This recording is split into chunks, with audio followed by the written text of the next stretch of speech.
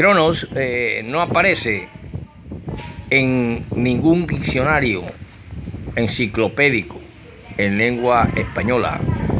Tratamos de buscar en la P, en la M, en la K, para buscar alguna relación, y no se encuentra el nombre de Cronos. Aparecen otros nombres, Kerberos y otras cuestiones. Pero si analizamos bien la cultura, esa época en que los griegos y romanos adoptan dioses, unos de acá y otros para acá y de aquellos para acá, nace la famosa cultura grecorromana. Y ahí más o menos podemos hablar de Poseidón, de Marte, de Júpiter, de etcétera, de Zeus, porque entran allá, entran acá, las diferentes reinas, etcétera. Pero si nosotros vemos, si nos vamos a los fundamentos de la filosofía, para ir poco a poco entrándonos en la psicología, que tiene que ver con las tendencias, las emociones psíquicas, etcétera, el sistema nervioso, nosotros vemos que Cronos, sí podemos encontrar algo acerca de él cuando vemos la antigua mitología griega, que es de la mitología griega donde surge con el paso de los tiempos lo que conocemos como filosofía y teología en estas culturas occidentales, pero que en otras culturas fue su forma de vida, su realidad histórico, social y cultural, y así entra la Biblia a formar parte de la literatura universal también, y de las cuestiones como aquellos pueblos se creció su patriarquismo, se creció y desarrollaron en su forma de interpretar el mundo y su Dios y sus cosas. Pero vámonos aquí al occidente. Entonces Crono en la mitología griega es un dios que es celoso de su trono, y cada hijo que le iban haciendo se lo iba comiendo porque creía que lo iban a destronar de su cetro de Dios. Era hijo de la tierra y del cielo. Crono era hijo del cielo y de la tierra, y por lo tanto se convirtió en el dios Crono, que tiene que ver con el tiempo, ese tiempo que tiene que ver con nuestra vejez, que tiene que ver con las cuestiones psíquicas, que ha sido analizado a través de las cuestiones de los grandes filósofos, con el criticismo maravilloso de Kant y todas esas cuestiones, cuando entra Bergson, todos estos psicoanalistas modernos, para poder entender que la psicología y las enfermedades mentales que se estudian en psicopatología son diferentes, y no es como usted cree.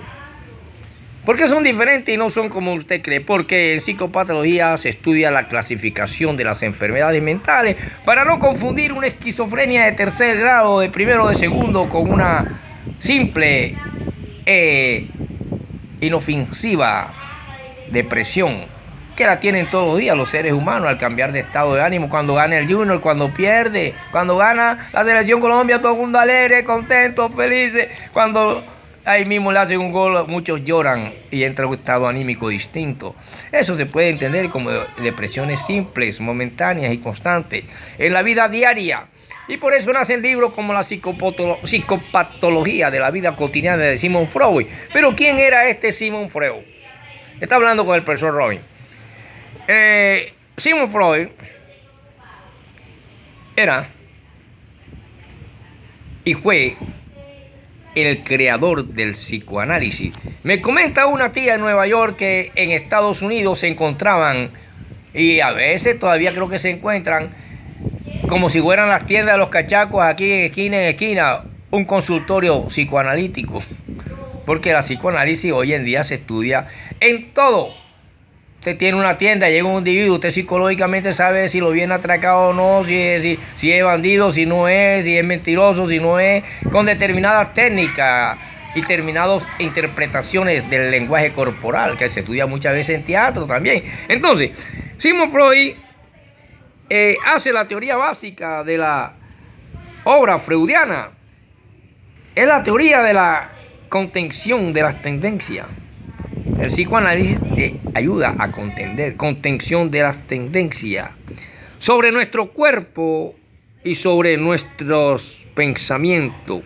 Se ejerce una constante represión de origen social que reprime ciertos impulsos de nuestra vida psíquica Las tendencias de ese modo contenidas subsisten, no obstante, en nosotros en estado latente y son susceptibles de reaparecer en la conciencia en momentos en que la represión se debilita.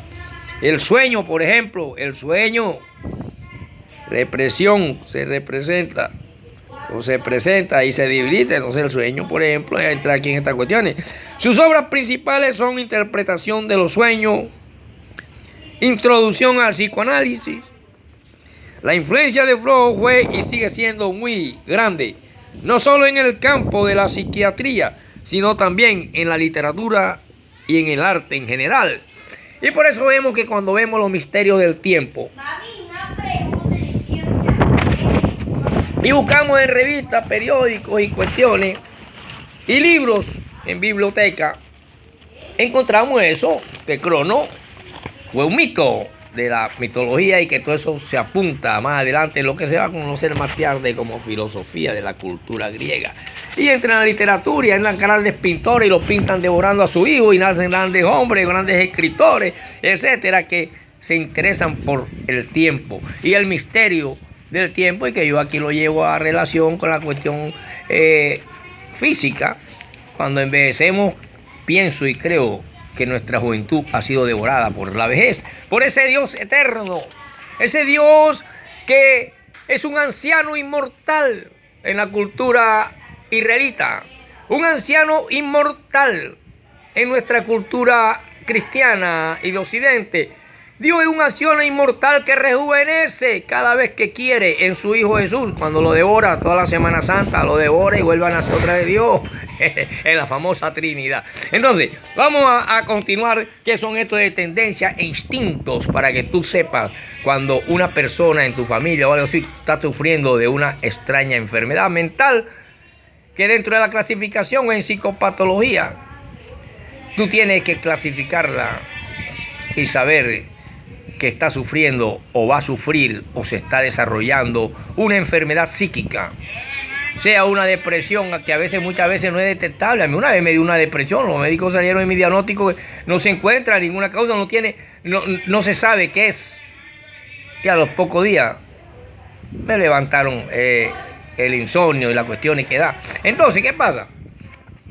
Que nosotros, a la luz de la psicología y a la luz de el tiempo, podemos decir que hay varios críticos que no creen que la obra sobre el misterio del tiempo, del cual han hablado muchos y grandes escritores, yo puedo mencionar a Vallejo, por ejemplo, creo que aquí en Colombia, era colombiano, dice que el autor de estos libros y quien habla sobre el tiempo trata de conducir siempre al lector por senderos que quizás permitan a cada uno descifrar el enigma. Y todos confiesan que el tiempo es una causa del cambio y sigue siendo misterioso. Lo que se ha revelado es el tiempo, efecto, huella del cambio en el mundo y en la mente. El carácter enciclopédico muchas veces de los libros nos van diciendo cositas y cosas acerca de la cuestión del tiempo. Por eso que cuando nosotros vemos el carácter de estos libros y lo que nos informan, como en este caso el profesor Robin, dice estos libros a nosotros los profesores que el empleo de los libros como guía de consulta nos permiten, a los profesores y a los estudiantes, nos permiten enlazar sus conocimientos de física, biología y psicología como una forma de entrelazar todas estas ciencias para poder entender la mente y el misterio del tiempo. Y hacemos unas explicaciones filosóficas, que es la razón principal que ha guiado a los diferentes hombres del mundo de la inteligencia, del mundo de las letras, del mundo de la ciencia, para la presentación de estos temas en los diferentes estamentos y espacios, tiempo de la academia, de lo didáctico y de lo pedagógico. Por lo tanto, debemos nosotros saber que existen fundaciones de institutos neurológicos aquí en Colombia que hacen estudios sobre estas cuestiones o lanzan libros en diferentes ediciones. Yo analizo que el tiempo ha sido titular en muchas revistas y periódicos, que muchos han escrito sobre él. Como por ejemplo cuando se escribió en el Heraldo de Barranquilla y se escribió en el Heraldo de Antioquia. Esto hizo que muchos se interesaran acerca de estas polémicas.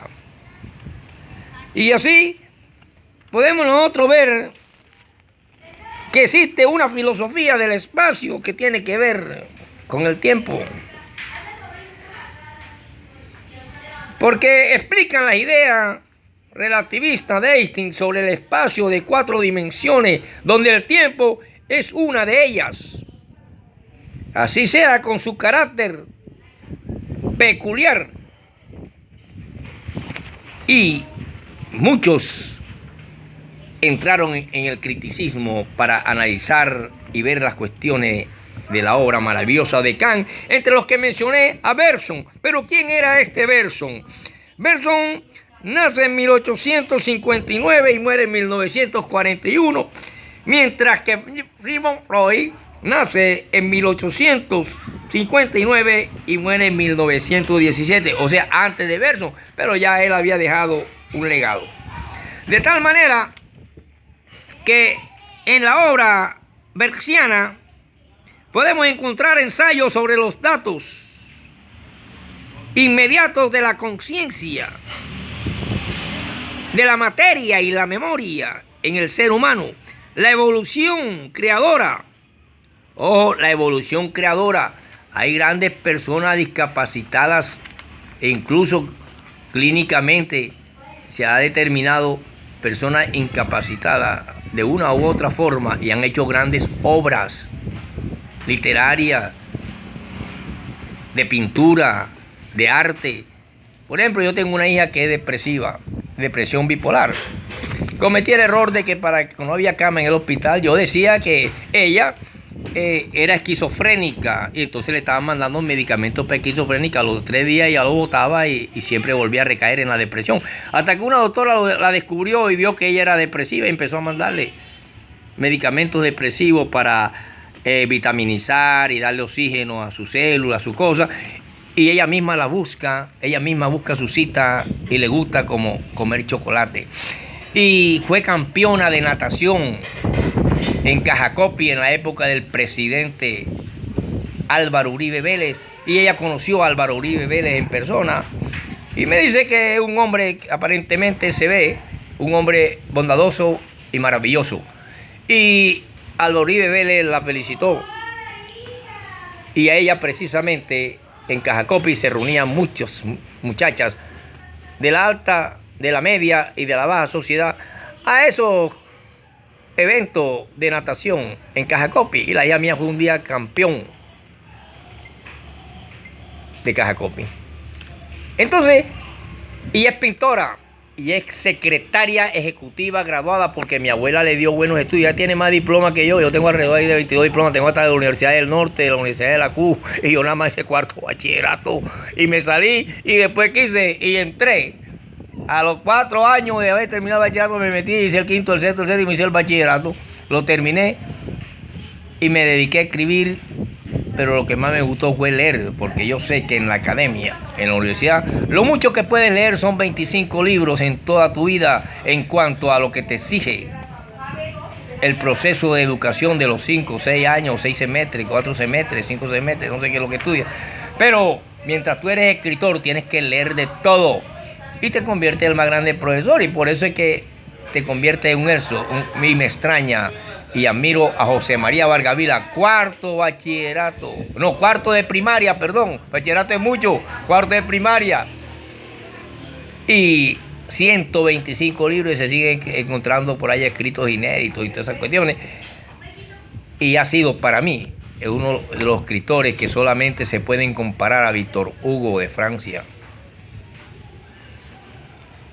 Yo sigo esa línea y vi que podía escribir y crear un personaje que fuera un médico, entonces me iba a los libros me voy a los libros de medicina y a mi personaje le pongo palabras de las medicinas y así por el tiro. Pero la Confederación Socialista de Trabajadores de Colombia, CCTC, me entregó el diploma de Socialismo Científico y Filosofía.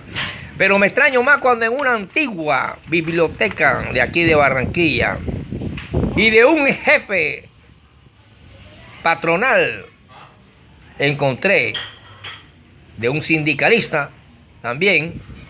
En todas esas bibliotecas encontré libros que decían Centro de Estudios e Investigaciones Sociales, el cooperativismo, por ejemplo. Leyes que defienden la cuestión laboral, en la cuestión procesal como derecho social. Y así encontraba libros. Y decían Centro de Estudios e Investigaciones Sociales. Y yo me dije, bueno, aprendí en una buena academia el socialismo científico, porque mucha gente cree que el socialista es un individuo estúpido, bruto, y entonces deforman. Y es una ciencia, una materia más de la economía política, de las ciencias sociales, del derecho laboral, y se aprende. Entonces, relacionando todo esto con la psicología, podemos decir que el tiempo influye en nosotros y muchas veces adquirimos tendencias nefastas. Cuando tú transformas tu vida por cualquier cuestión de sustancia, o transformas tu vida cuando no sabes realmente qué ha pasado, qué ha sucedido en tu vida, qué has hecho y qué no has hecho. Entonces entra aquí en juego el proceso del tiempo, las tendencias y los instintos de cada tiempo: infante, joven, otoño, maduro, vejez, ancianidad. Y el tiempo, entonces, ahí yo descubro que es real. Como una libra de arroz que lo puedes pesar, medir, sentir, pero que también es infinito en el cosmos. Pero dicen algunos que el cosmos y el mundo ha acabado muchas veces porque vuelve nuevamente a renacer, porque así es la materia y así serán las cosas de Dios. Por lo tanto, la conciencia se nos presenta y vemos que la conciencia no es falsedad. En griego significa epifonomé, es decir, manifestación necesaria o accesoria, mejor, sin eficacia, que traduce el sistema nervioso y lo precisa, y también que desempeña papel importante con las más altas manifestaciones de la vida psíquica. En psicología debemos procurar la colaboración profunda entre los métodos subjetivo y objetivo, respectivamente, de un mismo hecho. Las tendencias, que en última instancia se convierten en instintos, muchas veces no deben confundirse. ¿Por qué? Porque las tendencias son la forma de obrar de cada especie animal y de cada ser o cada medios o cuestiones idénticas, es decir, de cada individuo en su medio, porque aquí influye el medio social. Tú de pronto vienes de hogares disparateados, de hogares totalmente inestructurados, de madres que realmente no están capacitadas para ser madres porque no maduraron. Entonces, las tendencias son la forma de obrar de cada especie de la manera que lo es propia. Las tendencias pueden estar en estado latente y por el contrario traducirse en actos, en movimientos con detención de movimiento, lo que va determinando un tiempo. Tú andas, te detienes, hay un tiempo ahí de aquí a allá. Por lo tanto, el psicólogo Ribot una vez definió la tendencia y dice que es un movimiento o una detención del movimiento en estado naciente, pero que los instintos son las tendencias primitivas, innatas, y puede dárseles el nombre genérico de instinto. Instinto en los animales. Por ejemplo, el instinto es diferente a la inteligencia. Ojo, te voy a dejar esta clase ahí para continuar y te pido que investigue qué es inteligencia y qué es instinto para que no lo confunda. Porque de pronto, instintivamente, puedes tener un familiar que está teniendo tendencias realmente a una esquizofrenia. O en buen caso, Dios quiera, en una depresión sin sentido. Que muchas veces en la depresión también, como me dijo un último amigo, doctor, psiquiatra, me dijo, no, también a veces en la depresión hay leves y graves instintos esquizofrénicos, porque muchas veces una depresión puede llevar a la muerte a una persona a tal grado que su depresión es tan grande que puede ella misma hacerse daño. Por eso quedan en estado que no les importa no comer, no vestirse, no bañarse, etcétera, etcétera. Por lo tanto, la ciencia se preocupa por el tiempo y la salud mental en todas las sociedades del mundo, y desde ese momento se le empezó a decir a la psicología, que provenía de una historia crítica de la psicología desde la antigüedad, cuando el hombre aún no conocía la circulación de la sangre en las venas, ni sabía de qué color era el corazón ni el hígado, hasta llegar hoy en día en que la psicología no se puede encauzar en fronteras nacionales, y entonces la antropología entra en juego y la convierte en ciencia universal, porque el hombre es universal, el ser humano es universal, y así la psicología pasó a ser una ciencia más de la salud de los pueblos. Te dejo la clase ahí y quiero que investigue qué es inteligencia, qué es tendencia y quién descubrió la circulación de la sangre después de Servet. Creo que fue un inglés. Te la dejo ahí.